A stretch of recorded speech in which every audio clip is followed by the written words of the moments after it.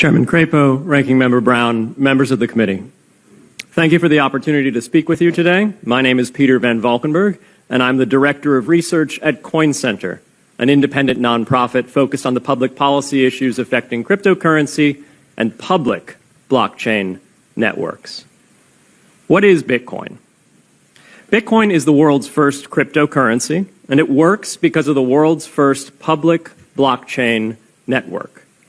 What does Bitcoin do? It's simple. It lets you send and receive value to and from anyone in the world using nothing more than a computer and an internet connection. Now, why is it revolutionary? Because unlike every other tool for sending money over the internet, it works without the need to trust a middleman.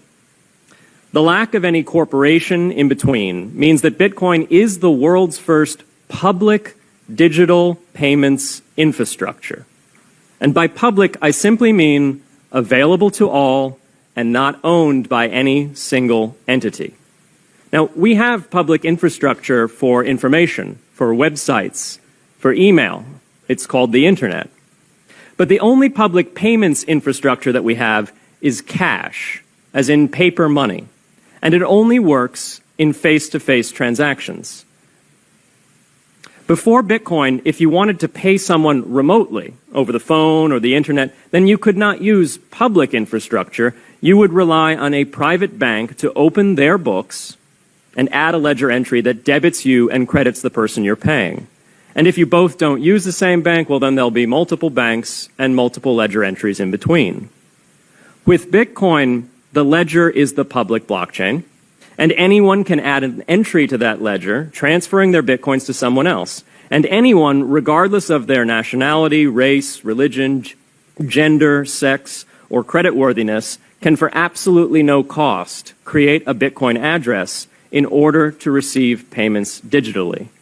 Bitcoin is the world's first globally accessible public money. Is it perfect? No. Neither was email when it was invented in 1972. Bitcoin's not the best money on every margin. It's not yet accepted everywhere. It's not used often to quote prices, and it's not always a stable store of value. But it is working, and the mere fact that it works without trusted intermediaries is amazing. It's a computer science breakthrough, and it will be as significant for freedom, prosperity, and human flourishing as the birth of the internet. And Bitcoin is just the beginning. If we can replace private payments infrastructure, then we can replace other private choke points to human interaction as well.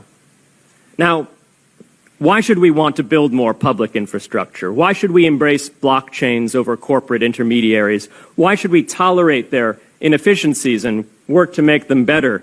Why should we want the pioneers of this technology here in the United States and not fleeing overseas? A simple reason. Because the corporate intermediaries providing today's critical but privately owned infrastructure are becoming fewer, larger, and more powerful, and their failures are increasingly grave. So roughly half of all Americans, 143 million people, had their Social Security numbers exposed to hackers because of a breach at Equifax. The SWIFT network has relayed hundreds of millions of dollars in fraudulent transactions because of hacked member banks in Bangladesh, Vietnam, Ecuador, and Russia. The FBI suspects now that the largest of these hacks was perpetrated by North Korea. Corrupt, low-level employees at an Indian bank, Punjab National, were able to fraudulently certify SWIFT messages stealing $1.8 billion. It's the largest electronic bank robbery in history. In fact, it's the largest bank robbery in history. In October 2016, an estimated 1.2 million internet-connected devices were hacked and turned into a botnet that for several hours made prominent websites unavailable across Europe and North America, including CNN and Fox News, the New York Times, and the Wall Street Journal. Increasingly, physical machines are being connected to the internet to augment their capabilities. They're wired through servers that are owned and maintained by private and trusted intermediaries, the so-called Internet of Things. Pacemakers from St. Jude's Hospital have been hacked. Baby monitors from TrendNet have been hacked. And Jeeps from Jeep have been hacked to the point where they can be remotely commandeered and driven off the road.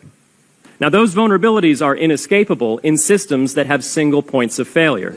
It doesn't matter if the point of failure is a corporation or if it's a government. There shouldn't be a single point of failure. Similar choke points existed before the internet. If you wanted to deliver a message, you'd have to go through one of 3 television broadcasters or a handful of newspapers. Private corporations are essential, but no critical infrastructure should rely on 1 or 2. The internet removed single points of failure in communications infrastructure and ushered in a wave of competition among new media corporations building on top of its public rails. Blockchains can similarly disintermediate critical payments and IoT infrastructure. The technology is not yet ready to answer all of those questions today, but it is our best hope. And as with the internet in the 1990s, we need a light-touch, pro-innovation policy to ensure that these innovations flourish in America for the benefit and security of all Americans.